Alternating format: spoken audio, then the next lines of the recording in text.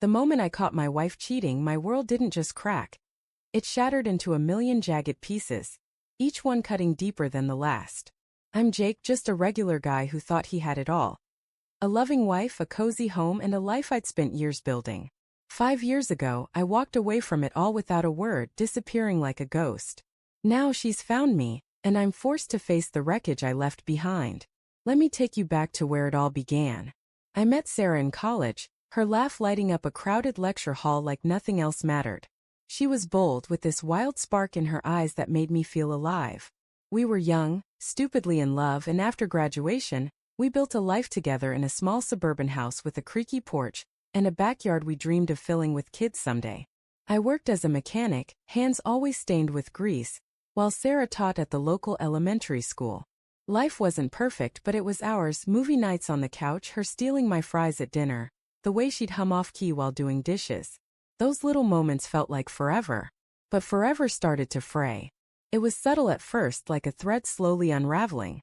Sarah started staying late at school, claiming parent meetings or grading papers. I'd come home to an empty house, the silence louder than it should have been. Her phone was always face down, and when I'd ask about her day, her answers were vague, her smile tight. "Just busy," she'd say, brushing it off.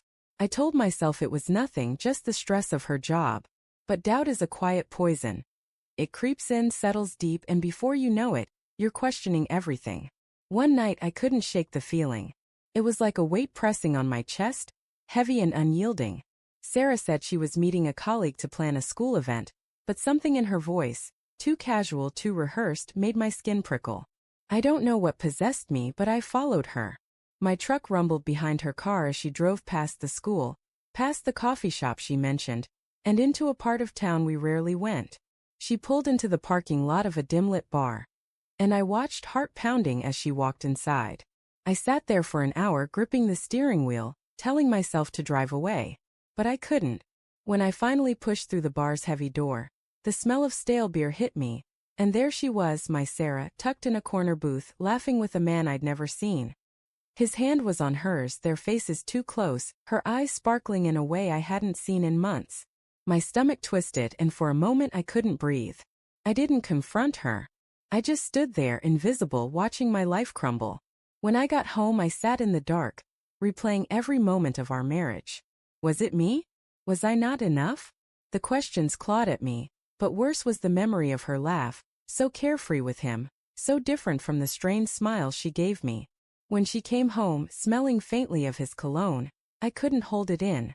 "Sarah," I said, my voice low, trembling. "Where were you tonight?" She froze, her purse still in her hand. "I told you I was with Lisa, planning the spring fair." "Don't lie to me." The words came out sharper than I meant, and her eyes widened. "I saw you. At the bar. With him." Her face crumpled, but not with guilt, with defiance. "You followed me?" she snapped, like I was the one who'd betrayed her. "You don't trust me?" "How could I?" I shouted, my voice breaking.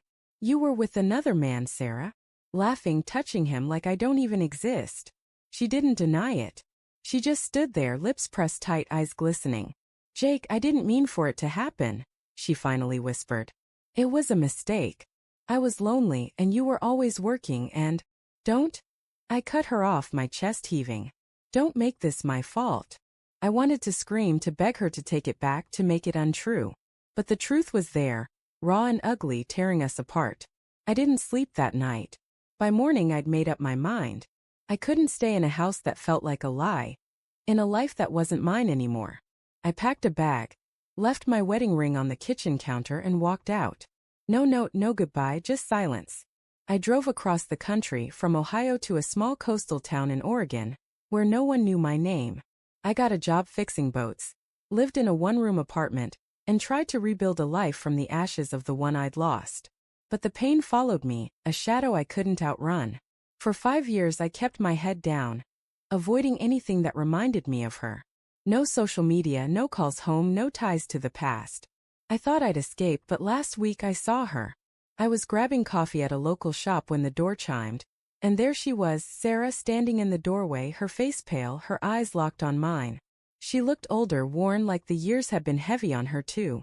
"Jake," she said, her voice barely above a whisper. I've been looking for you. I froze, my coffee cup burning my hand. Why? I managed my throat tight. I needed to find you, she said, stepping closer, tears brimming. I messed up. I know I did. But I never stopped loving you. I've spent years trying to fix what I broke. Her words hit me like a wave, stirring up all the hurt I'd buried. Part of me wanted to believe her, to fall back into the life we had. But the other part, the part that still felt the sting of her betrayal, knew I couldn't. You don't get to do this, I said, my voice steady despite the ache in my chest. You don't get to show up and rewrite the story. You broke us, Sarah. And I had to learn how to live with that. She cried then, soft sobs that made my heart twist. But I didn't reach for her. I couldn't. I'm sorry, she whispered, but it wasn't enough. Never would be. I walked away, leaving her standing in that coffee shop, the same way I'd left our home 5 years ago. I didn't look back. Some wounds don't heal no matter how much you want them to. And as I stepped into the salty Oregon air, I realized I wasn't running anymore. I was choosing myself, scars and all, and that was enough.